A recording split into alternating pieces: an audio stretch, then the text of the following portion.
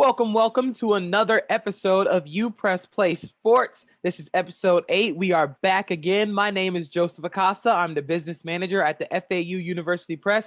I'm joined by sports editor Richard Pereira and photo editor Eston Parker. Guys, how are you doing today? Doing good. Lot to go over. Oh yeah, we got a busy day, full schedule here for you. We're going to start off with FAU men's baseball. They recently had a 4-game series against UAB. They split the series 2-2. The first game they lost 6-7 in 10 innings. Then they won in 2-1. They lost 2-4, and then on the final day they won 5-3. So I'll start with you, Eston. What are you going to take away from this series for FAU, who needed to rebound from a poor series? I guess you didn't win, but you also didn't lose the series. A good split is something that it happens from time to time, and you won more in this series than you did in the last one. So at least there's some progress. Yeah, definitely. And you can kind of see how the pitching has improved a little bit, Richard, with holding them to 1 score, 4 scores, 3 scores. Of course, there's the 7, but that was in 10 innings. So how would you say the pitching looked this weekend? The pitching looked much better. They only conceded 15 runs the whole series. That is a lot of progress considering what we had to go through in the last series against Old Dominion.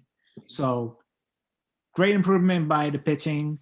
And while the offense still slowly progresses, we are starting to get back to where we started earlier in the season. And I do want to shout out one of the players on FAU's baseball team, Nicholas Toney, who is absolutely raking for this team. He and Nolan Shanuel, Bobby Morganson homered in the last game, but BJ Murray, Nicholas Toney, Nolan Shanuel, all those guys, like we said at the beginning of the season, we got a bunch of hitters. We got, how Hassan Whiteside said, we got shooters, we got hitters, and everybody can go yard at any time. So in the next series FAU has going to be against that team down south, got got a 6-game set, 3 games at Coral Gables, and then 3 games at home at Boca Raton. The first series is going to be starting this Friday, the 23rd, and go through April 25th. So if you're down south and you want to see FAU baseball play, go check them out, and hopefully, we'll give them a good luck charm. We're going to move on to a hiring that FAU women's basketball made. As you've probably heard, Jim Jabir, J-Beer, is out as the FAU women's basketball coach. He's taking the job at Siena. And steps in, I can't believe I forgot her name. Is Jennifer Sullivan? Jennifer Sullivan. I'm sorry. Steps in Jennifer Sullivan, who comes from the University of Tennessee as an assistant coach. She's got a lot of experience around a successful program. As we know, Tennessee women's basketball is near the top in terms of basketball programs in the country. So, Richard, I'll start with you. What can Coach Sullivan expect from this new FAU women's basketball roster? Well, before I start with Sullivan, I'd like to pay respect to Jaber for doing everything he did at his time with FAU, coaching him the best to his capability, like taking them to a quarterfinal appearance in its Conference USA tournament. Well, even though we could have gone further, but hey, he ended his time with FAU on a good note. He got them to where they'd never been before, so that's great. On Jennifer Sullivan, this will be her first time as a head coach, and her entire time coaching has been either an assistant coach and an associate coach. So being a head coach is way more different than being in those positions. But hopefully, with the experience that she has from that, she can channel that into creating something amazing with the FAU women's basketball program. So we're hoping that she can bring something great to the FAU women's basketball program. And Eston, this is going to be a FAU team that's going to be missing all-world player Iggy Allen, who will be transferring out of the school, out of FAU. She might come back. She might come back, maybe. But it's generally believed that she's transferring out of the program. So, what can Coach Sullivan expect from the players that she's going to get on this Lady Owls basketball team? I think that she can expect a team that'll work really hard and also that will be responsive to her coaching. I mean, she's coming from, like you said, JP, a really storied program in Tennessee women's basketball. And of course, she's also received a ton of praise from other coaches. One of them being the coach of the Tennessee basketball team, Kelly Harper. I think that she's going to get a team that knows that they're more than capable of going further than they did in the tournament last season, even if they are without the greatest player, I'm going to say, in FAU women's basketball history, in Iggy Allen. They know that they are a talented team, and also they're going to develop under her. And it's still a pretty young team, and with this type of coach, this should be an exciting season. And, it's not like FAU has completely barren rosters. Amber Gaston's hopefully going to be returning for her senior season. Janetta Rosendale also going to be returning for a redshirt junior season. You got Rita Pleskovich, redshirt senior season. They're going to be coming back. And one thing that I noticed throughout this women's basketball season near the end was they improved on the long ball heavily. They shot the 3-ball great. And if we can improve on that throughout the next part of the next season, that combined with Coach Sullivan's experience, being at Tennessee, it could lead to something great. So I'm all for this. I'm all for it. She has the pedigree. She has the experience. I'm excited to see what she's going to bring to the FAU women's basketball team. So this last one, I kind of laugh at it a little bit because in our show notes, Richard said, partying like it's 2007. And that has to do with FAU men's soccer. If you haven't heard, the FAU men's soccer team had their best season arguably since 2007. So I'm going to let Richard take it away from here because he's partying like it's 2007. I was only 7 years old, so I don't know what kind of parties they were having. Well, in 2007, I was 6 years old at the time. So anyway, it was a great win by FAU on Saturday. They, even though the score looked closer than it actually did, the defense was almost perfect. If it weren't for that penalty UAB scored, FAU would have shut them out completely. UAB only had like 2 or 3 shots the whole game, while FAU bullied them like 10 to 14, around that number. It was just utter dominance by FAU, and it was a well-deserved win. And Mikolenko, hey. Yes, sir. Pulled out the Ronaldo celebration after hitting the game-winning penalty. It was great. It was great stuff. And not only is this their best season since 2007, it's their first winning season since 2007, may I add. Oh, wow. This is also their best defensive performance in school history. This is 11 goals conceded is the least they allowed ever. So the defensive side of FAU is the best that we've ever seen. So I'm going to kind of clarify one of those stats you pulled up. FAU had 14 shots. 4 of them were on goal. UAB had 2. That is dominance from a defensive perspective. And like you said, from a team that had its best defensive performance this season in program history. And it's kind of interesting to think about, Eston. Looking back on our preseason predictions for this team, one of the questions would be goalkeeping. Goalkeeping turned out to be one of our biggest rocks this season.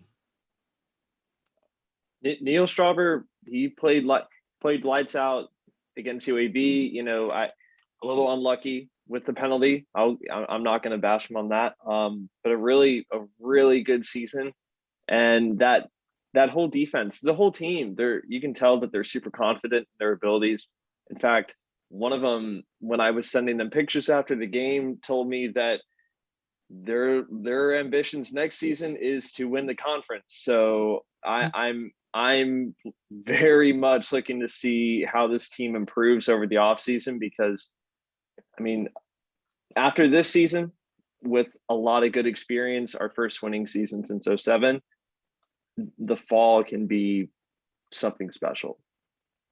Definitely. I'm pulling up Neil Strauber's stats real quick this season. It looks like he had 35 saves and a 76% save percentage. That is 3 unreal. saves a game. 3 saves a That's game. really good. And, you know, FAU's offense came around to the defense. They met together at the culmination, which is a dominant from bell to bell performance in the final game of the season. So it's really exciting to see what FAU's done for the men's soccer team this season, and they're definitely going to be able to pull something off next season. The way that this team left off, I have no doubt they're going to be one of the top teams in Conference USA next season. So we're going to move on from this portion of FAU sports, and in case you've been living under a rock, some big things have been happening in the world of professional soccer. So top teams from around, not necessarily the country, but England, from Spain, Italy, Spain, and Italy are forming what's called a Super League, which is the top 12 to 15 teams in England, Spain, and Italy would all play each other. It's basically going off and taking their ball and going home. That's exactly what they did. They took their ball and they went home, and they're going to play against all their other friends. So, Richard, Eston, you guys are two huge soccer fans. I'm not necessarily the biggest soccer fan, but I definitely am interested, and we'll definitely be seeing what's been going on. I'm definitely going to watch some soccer after this because I find this fascinating. So, Richard, I want to start with you. What are your thoughts on this whole Super League? My overall thoughts on it are negative. First reason being that it is basically the majority of the teams in the Super League are permanent, meaning they're immune from relegation. And this really shows why the promotion and relegation setup is important, because it demands improvement from clubs. And if you're doing bad, you get punished for it by being relegated. Not being immune from relegation shows how much privilege it really is privileged for the clubs to be like, we're permanent and we'll never be relegated because money rules. The second is the lack of communication with the players and coaches. Like reading a story from ESPN which featured Liverpool coach Jurgen Klopp saying that he had no communication about this until now, which really goes to show how the Super League is being driven by the owners of the clubs, who are wealthy and have billions of dollars in backing from JP Morgan, who is funding this. So it's very concerning that the rich are getting richer and the poor is getting poorer, because it's really, as a soccer fan, it really hurts. It really hurts the game, because you want to see smaller teams develop into becoming to fulfill the dream of being a top club in the world. The Super League pretty much takes that enjoyment away. Eston, what are your overall thoughts on it? I'll share mine once you're done. So mine are pretty similar to Richard's. I'm not very happy at all with it. It's clearly a money grab by the owners. I mean, no consultation with managers, especially someone like Klopp, who is arguably, him besides Pep Guardiola, they're arguably the best managers in football right now, in soccer, sorry. And one thing that's really frustrating to me when it comes to this Super League, okay, AC Milan, they haven't played in Europe. Well, I'm sorry, they haven't played in the Champions League, the premier competition, which was initially designed to be somewhat like a Super League. They haven't been in the Champions League in, I don't think, 10 years. It's been a while. Haven't been there for Arsenal, they may not even finish in a European spot this season. And I'm not saying that because I'm a Tottenham fan. By the way, I'm happy Tottenham let go of Jose Mourinho.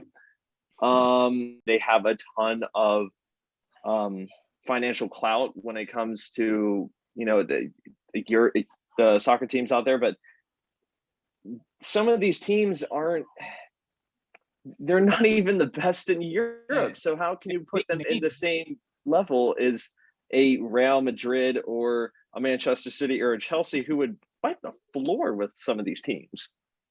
All right. Yeah, So it's basically big names, but they're not the best. all right, so here are my overall thoughts on it. And I agree with Eston. This is just a big old money grab. This is an attempt by the owners to get as much cash as they can from building a giant league with some of the top clubs in the whole sport in that area. And honestly, like from a business side, like, yeah, it makes sense, but it's also really, really dumb. And the reason I say it's really dumb is because, like you said, those bottom teams like Arsenal and AC Milan, they're not very successful. And the reason I think they're involved is the name. Me, as a known, admitted, casual soccer fan, also I don't follow the sport as much as I should. I'm working on that. I've heard of AC Milan before today. I've heard of Arsenal before today. So they have that kind of influence along with the Real Madrids, you know. So really, I think it's all come down to that. It's come down to who's the biggest names, because the names are going to drive money. Money is ultimately the reason why they're doing this. Now, what I thought was interesting was I think it's the Champions League, like not owner, but the head of the Champions League said if any players participate in this Super League, they can't participate in UEFA or the World Cup. And I'm like, good luck with that, buddy. You can try and stop them from doing that. I don't know how they're going to do that, but that's going to come down to a bunch of litigation, lawsuits. So, like, good luck with trying to stop them from playing in those. Yeah, that's actually one of my concerns. Is like, so you're going to keep these players from playing in the World Cup. If they're in UEFA, like the players are in UEFA, they play for countries that are in UEFA, like Portugal, Spain, Germany, Italy, France, etc. What about the players in South America? What about the ones in Asia? What about the ones in North America? If you got some over there, will they be banned from playing in the World Cup because they're playing on a club? Well, that's at FIFA level. So if FIFA doesn't recognize it, then it doesn't really matter where the players are from, because FIFA doesn't recognize it. Doesn't matter what the national federations say. Yeah, that's what I'm talking about. That's UEFA where doesn't really have that power. And that's where I think the biggest problems are going to come in. It's with FIFA versus the Super League versus the national federations. Because say a really good player from Italy wants to play for Italy in the World Cup, but he also participates in the Super League. FIFA could try and say, no, you can't participate, but then they're going up against the Super League and against the whole government and the National Federation of Italy. And I'm not sure if that's a fight that FIFA A wants to fight or B will win. So I don't think FIFA wants that fight because their name is already tainted for obvious reasons. Yeah. FIFA needs to stay they need to stay out the courtroom. That's really it. They need to stay out the courtroom. And this is not a good way of staying out the courtroom. Well, one thing that I'm looking forward to seeing, like from a legal perspective when it comes to all this, is especially in England, there's a lot of calls to reform the way that clubs are owned, so the ownership model, and they might be taking a look at how Germany structures the ownership models of their soccer teams. So Bayern Munich, for example, they just won the Champions League last year, and the Bundesliga, arguably the biggest club in Europe, in the world. They're not a part of this currently. And part of that comes down to the way that the German football ownership model works is it's 50-1. So someone like a Stan Kroenke, the owner of Arsenal, would have a 50% stake in the club, or I'm sorry, a 49% stake in the club. But at the end of the day, there can't be an individual owner or a group of owners that have a majority stake. The owners at the end of the day of German teams are the fans, because they own 51% of the club. They own the majority, obviously. So they're in England. They're looking to see. When I mean they, I mean like some government officials. They're looking to see if they can change the way the teams are owned in England, which I think would be a good thing, not only for the game, but for the fans especially, because that would hopefully prevent something like this from happening. But the likelihood of the ownership model being changed in England, that's the legal process of all this is probably going to take about a year. I don't know when they realistically think the Super League is just going to start, because they don't even have a TV broadcaster yet. They may have the financial backing from, I think it's JP Morgan, but if no one's going to broadcast their games, what are you going to do? You're going to make your own TV network? But see, that's the thing. They got the money to do that. They can just say, that's the biggest thing right now. Televise our game. They have money. And when I say money, they got money. So they can just say, yeah, we're going to break away and form our Super League. You don't have a TV program. JP Morgan, just hop on the phone with somebody and you can broadcast games. I hate to use pro wrestling terms, but it's a lot like when Shane McMahon bought WCW. WCW and WWF were two different things. But then Shane McMahon bought WCW, brought it to the WWF, made its own Super League of wrestling. So now more people are going to watch on one show. They can be like, hey, we got all these people. You should broadcast us more. And that's what happened. So it's going to be interesting because, like I said, the Super League owners have money. That's really it. They got money. I have to look back at the players that are on these teams, and from the 12 to 15 teams that are being talked about to be in this Super League. But if they also have the most well-known players, then it's not looking good for FIFA, because you're losing money, you're losing the big name players, and the only thing you can say is, yeah, you won't be able to play in the World Cup. That would mean bringing in the entire country. And like, I've never seen a federation or like a sports league go to war with an entire country. That would be funny. But I thought of something that Eston was saying about ownership and giving fans like 51% ownership. I'm thinking in a American football brain. I'm a huge football fan. I would not want fans anywhere near an NFL franchise. Not at all. Not a single one of y'all can tell me Cletus from Douglasville knows how to run the Atlanta Falcons. As much as we talk on Twitter about how we'd run a franchise, we don't know anything. So, like, I don't know, man. I could see it, like, it's cool for fans to have that stake in ownership, but at the end of the day, some business decisions got to be made. And I don't want Jim Bob from accounting making those decisions for the football team. But we're going to move on real quick. We're going to go to the NBA. And honestly, I've been feeling kind of down about the NBA.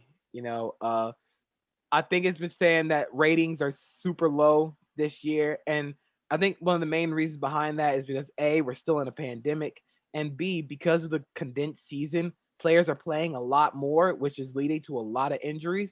Like, I saw a report somewhere that there have been more ACL tears this season than any other season previously. And the latest is Jamal Murray, star guard for the Denver Nuggets. Forgive me. But yeah, man, it's been a weird season. Like, the basketball has been good, but at the same time, it's not interesting because all the players are like sitting out, all the players getting injured. And I kind of took this from First Take. Stephen A. Smith went on a rant about players need to play and stuff like that. And I'm like, bro, we are in a pandemic. One. And two, like, players getting injured all the time in a condensed season. So, Richard, I want to get your thoughts real quick on it. What have you thought overall about this season in terms of injury, players sitting out, players resting? Well, I've always thought that shortening the season to 72 games was a good decision. The issue with that was with the spacing of the schedule. Like, if we weren't in a pandemic and we decided to shorten the season to 72 games and we had the season start from Halloween and end in April, I could see a lot of leniency with that. There is much more you could be done with that, and less injuries could happen from that. And I could see that there's a lot of benefits from a 72 game schedule. The issue is with the spacing, and everything's too packed. Like, there's more back to backs from this 72 game schedule, and we see the result of that with the injuries, which are very unfortunate for the NBA because they're not doing the great in ratings, as you said. So hopefully, yeah, Eston. Like I said, ratings have been super low. A lot of players been getting injured. Not only like the catastrophic injuries like the Jamal Murray ACL tear, but recently Donovan Mitchell sprained ankle is going to be out for a few weeks. Jimmy Butler has missed like half the season because of COVID-19 and a sprained ankle.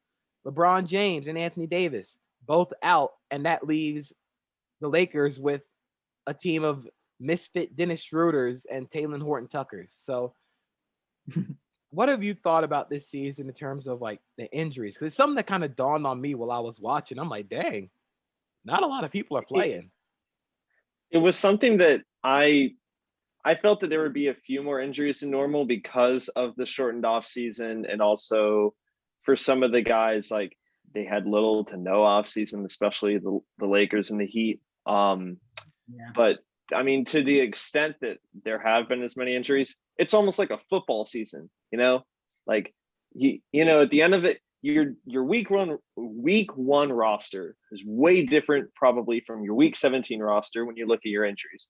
It's a similar situation here in the NBA where your day one rosters are nowhere near the same as they're going to be at the end of the season, not only because of, your regular roster moves, but the injuries alone. I mean, all these huge players are hurt. Even someone like LeBron, maybe it's a sign that he's aging, dare I say, but that might be a bit of a stretch. And that's something that kind of hit me too with talking about the NFL. But the difference between the NFL and the NBA this year is the NFL plays one game a week, maybe two if you have like a game on Sunday, then a game on Thursday.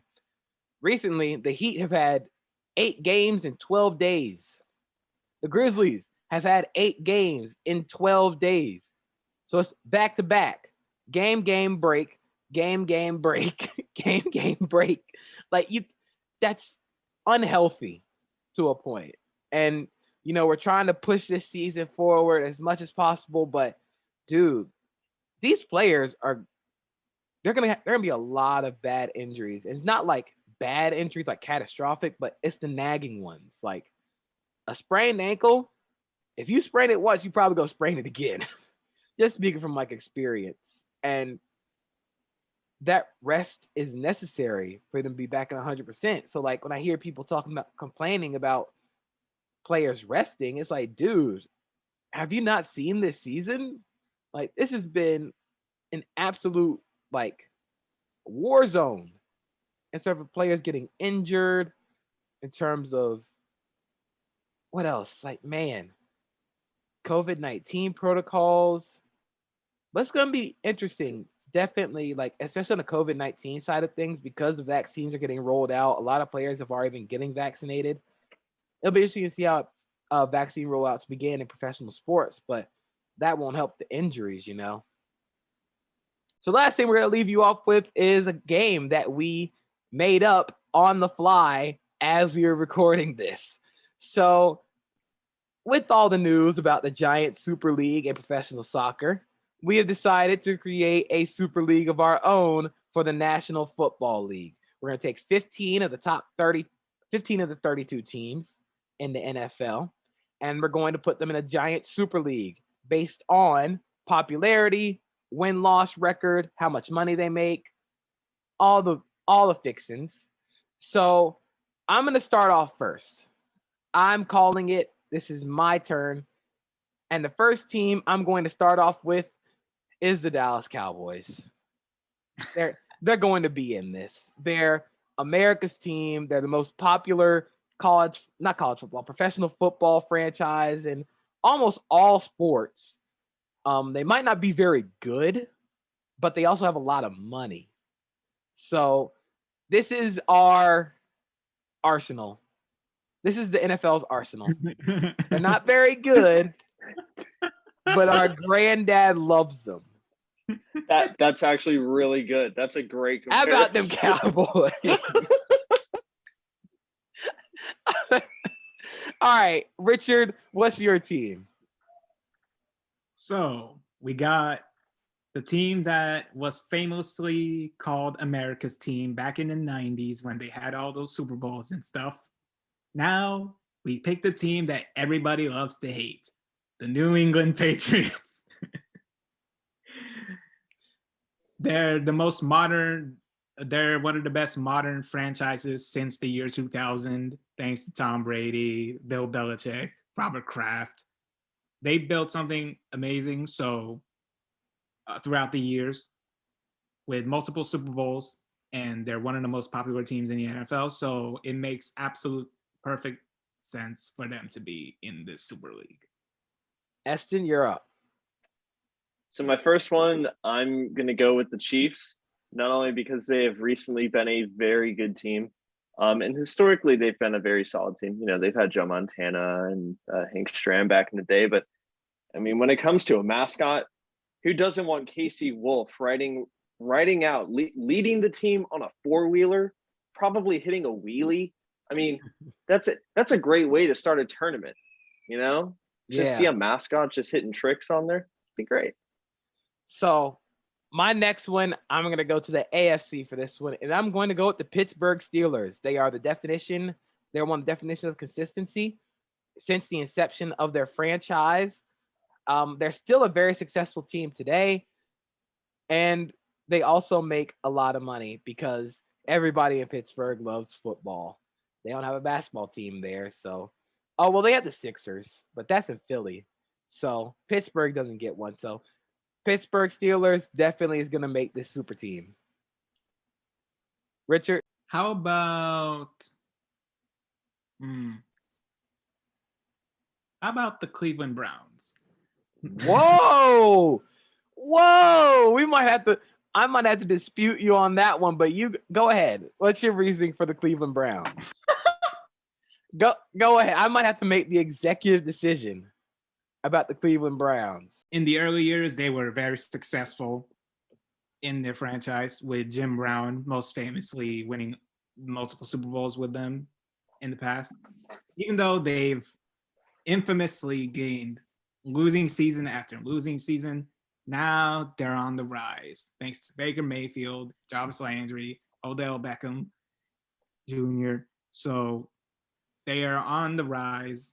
So while it may not make the most sense for most NFL fans, it could be a dark horse in the Super League.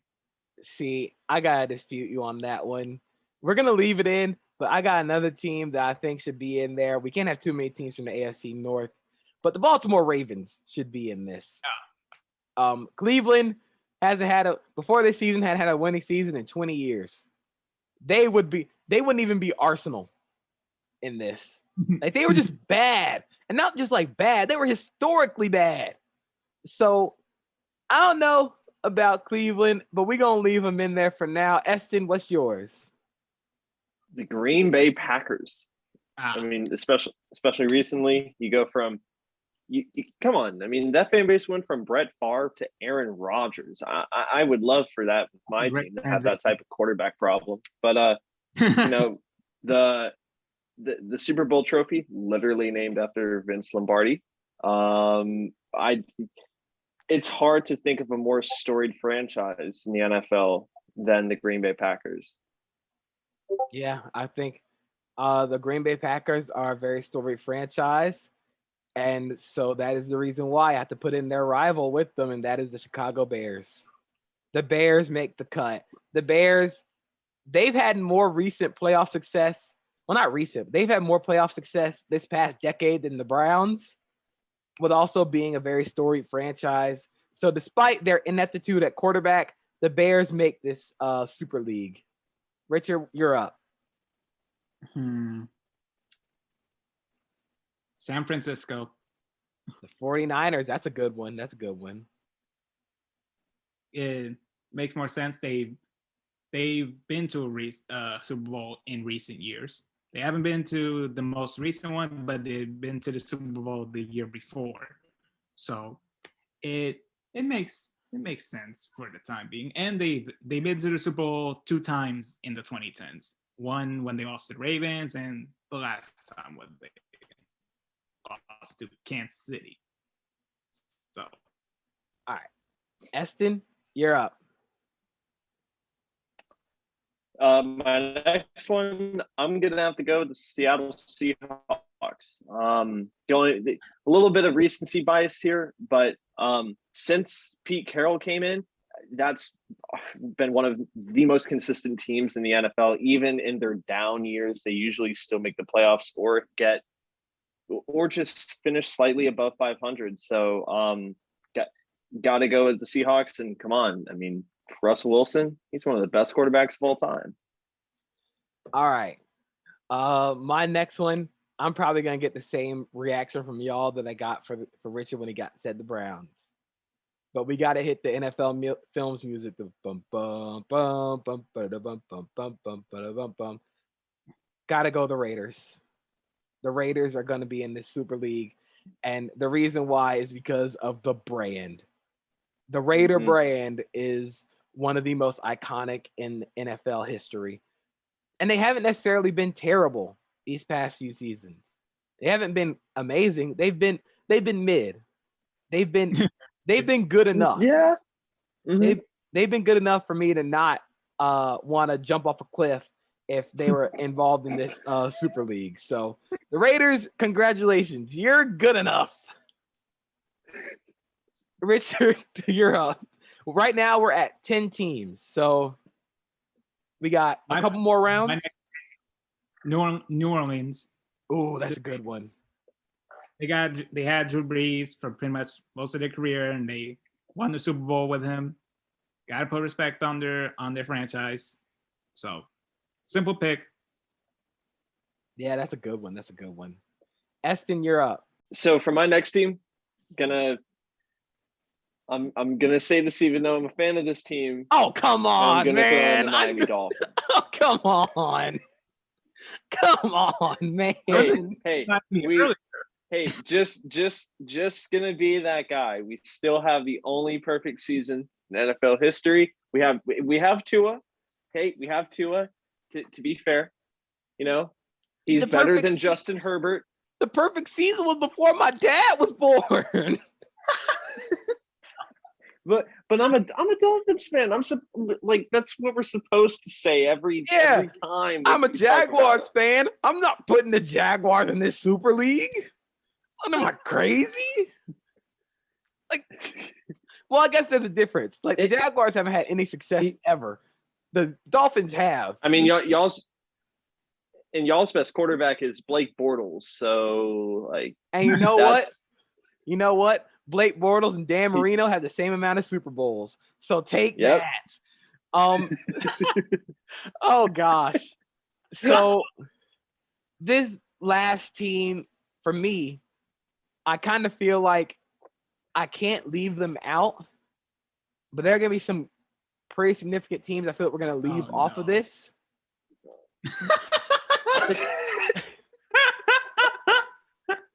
Okay.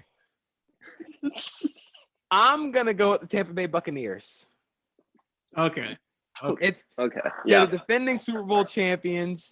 They have Tom freaking 2 Brady. rings, by the way. They have 2 titles. And again, Tom Brady. He's going to draw in numbers by himself. So Buccaneers have got to be in this Super League. Richard, this is your last one, I believe. Hold on, let me count. There's 1, 2, 3, 4, 5, 6, 7, 8, 9, 10, 11, 12, 13. Yep, this is your last pick. My last pick is the Denver Broncos. Ooh. Okay. What's your explanation? One of the best performances in the Super Bowl against Carolina. Like that defense should not be forgotten at all, especially the way they locked up Cam Newton. You got to put respect on that defense. So Denver. All right, Eston, your final one. And Oh, man, no. y'all really might someone might be bringing the cap out for this, but I'm gonna go with the New York Giants. Now, hear me out on this. Well, Eli Manning did beat Brady twice. I know that one of them being what was meant to be the Dolphins' perfect. Yes. So they saved the Dolphins, and I know that they've been falling over kind of like Daniel Jones when he has an open field in front of him. But gotta throw him in. I honestly was kind of debating because I'm like, man, we're gonna have to put a team from New York in there. It's gotta be the Giants or the Jets. And it was more like the Giants. It's gotta be the Giants. But some of the teams that we left off. So here's our 15: the Dallas Cowboys, New England Patriots, Kansas City Chiefs, Pittsburgh Steelers, Cleveland Browns, Green Bay Packers, Chicago Bears, San Francisco 49ers, Seattle Seahawks, Oakland Raiders, New Orleans Saints, Miami Dolphins, Tampa Bay Buccaneers, Denver Broncos, and New York Giants. Now, some of the teams that I immediately noticed, so we kind of snubbed on this, the Buffalo Bills. They've had success, but they're not in the same market as New York. The Baltimore Ravens, I explained why the Ravens should be in this. I think they should. Maybe switch out a pick. Leave Cleveland in there. Leave Cleveland. The Tennessee Titans, kinda. There's not a team from the AFC South, which tells you,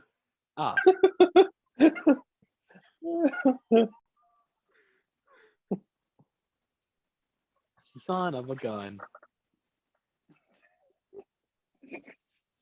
Hold on, guys. Opa! We're back. Okay.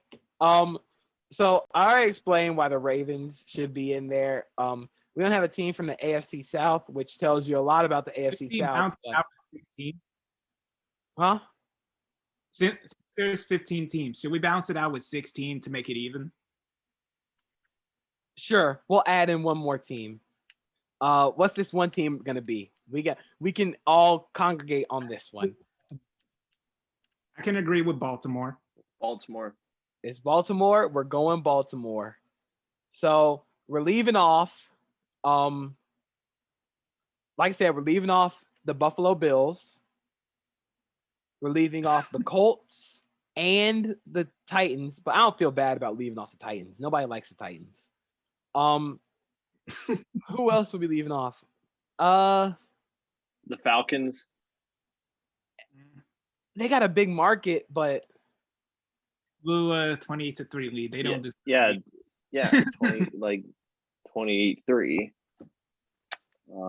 Well, I can already tell you from this list that we have, we got our AC Milan and we got our Arsenal, and that is the freaking Giants and the Dallas Cowboys.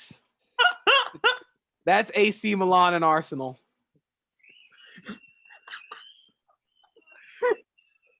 But dude, imagine if the NFL had like relegation and delegation. Great. That'd be great. I love that. Then I wouldn't have to keep seeing more Cowboys games on primetime because they'd be delegated. And the promotion relegation thing could actually improve the quality of these leagues. But on the downside, with how good the Titans have been, I'll have to watch Titans games in primetime, and nobody likes the Titans. So it's an opportunity cost. But that'll do it for this interesting episode of UPressPlay Sports. Make sure to like, subscribe, give us 5 stars or wherever you listen to this podcast. Like, subscribe on YouTube. If you don't give us 5 stars, we're going to relegate you to the Dallas Cowboys division. and along with the Giants. So basically, we're going to relegate you to the NFC East. How about that? So from business manager Joseph Acosta, that's sports editor Richard Pereira, photo editor Eston Parker, wishing you guys a great rest of your day.